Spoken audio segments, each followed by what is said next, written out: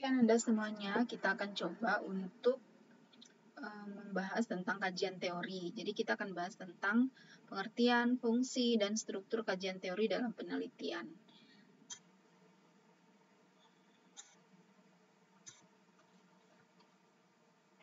Oke, di sini kita akan bahas tentang pengertiannya, fungsinya, isi, dan contoh struktur kajian teori.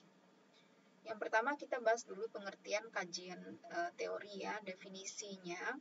Di sini menjelaskan tentang analisis dan evaluasi terhadap kerangka pikir yang mendasari suatu penelitian dan berfungsi sebagai landasan untuk memahami fenomena atau sebuah masalah. Tujuan dalam penelitian adalah untuk memberikan konteks, menetapkan asumsi dan mengarahkan arah penelitian serta membantu dalam merumuskan hipotesis yang lebih relevan. Jadi itu adalah tujuan kita dalam membuat sebuah kajian teori. Nah, jenis kajian teori ini ada dua, ada teori dasar, kemudian juga ada teori terapan.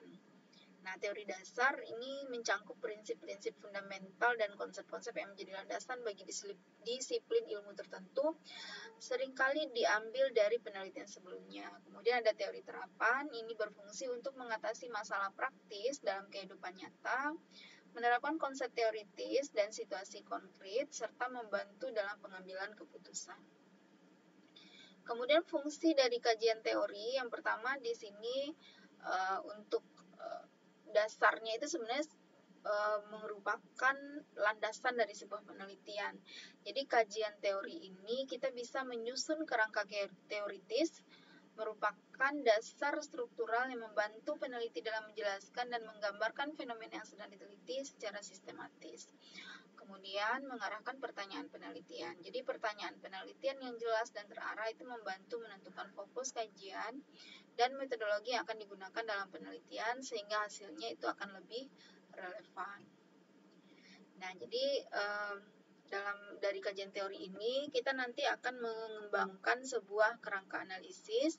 Yang pertama adalah mengembangkan hipotesis, yang kedua menilai hasil penelitian. Dalam mengembangkan hipotesis ini nanti kita akan jelaskan ya di bab 3 yaitu khususnya di bab 3. Tapi di sini kita akan menjelaskan terlebih dahulu hipotesis itu apa gitu. Jadi hipotesis itu adalah pernyataan yang dapat diuji tentang hubungan antara variabel, memberikan arah jelas bagi penelitian dan berfungsi sebagai dasar dari eksperimen. Kemudian dalam menilai hasil penelitian, dalam proses penilaiannya kita membutuhkan kerangka yang jelas untuk menginterpretasi data, menjelaskan hubungan dan mengetahui relevansi untuk teori yang ada. Nah, di sini kita akan melihat apa saja komponen utama dalam hal isi dari kajian teori tersebut. Yang pertama adalah pendekatan teoritis, menggali penelitian sebelumnya yang relevan untuk menciptakan konteks bagi studi serta mengidentifikasi celah dalam literatur yang ada. Kemudian literatur terkait menerapkan berbagai teori yang mendukung kerangka kerja penelitian untuk memahami fenomena yang sedang diteliti. Nah, integrasinya dalam penelitian ini ada sintesis data, menggabungkan dan menganalisis data dari berbagai sumber untuk menemukan pola yang signifikan dan mendukung temuan penelitian. Kemudian implikasi temuan itu menjelaskan konsekuensi dan aplikasi praktis dari hasil penelitian serta dampaknya terhadap teori dan praktik di lapangan. Nah, ini contoh struktur kajian teori. Ada pendahuluan yang pertama, jadi pendahuluan itu memberikan gambaran dulu tentang topik umum yang akan kita bahas, menjelaskan latar belakang masalah, tujuan penelitian, serta pentingnya kajian teori dalam konteks tadi.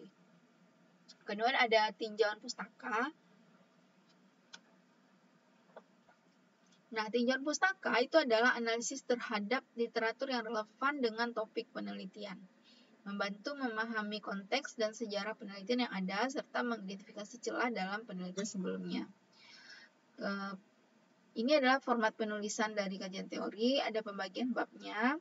Itu kajian teori itu kita juga harus sistematis ya menulisnya dan logis. Biasanya terdiri dari pengantar, tinjauan pustaka, metodologi, hasil, dan analisis, pembahasan yang mendukung kesimpulan. Nah, gaya penulisan ilmiah mengedepankan kejelasan, objektif, dan ketepatan istilah, serta mengikuti aturan dan format yang disepakati dalam dunia akademis, itu guna mendukung kerumitan dan kedalaman analisis. Nah, sekian dan terima kasih terkait dengan kajian teori. Nah, sekarang kita akan praktekkan bagaimana caranya membuat kajian teori dari masing-masing kalian. Silakan kalian bikin kajian teori yang kalian punya.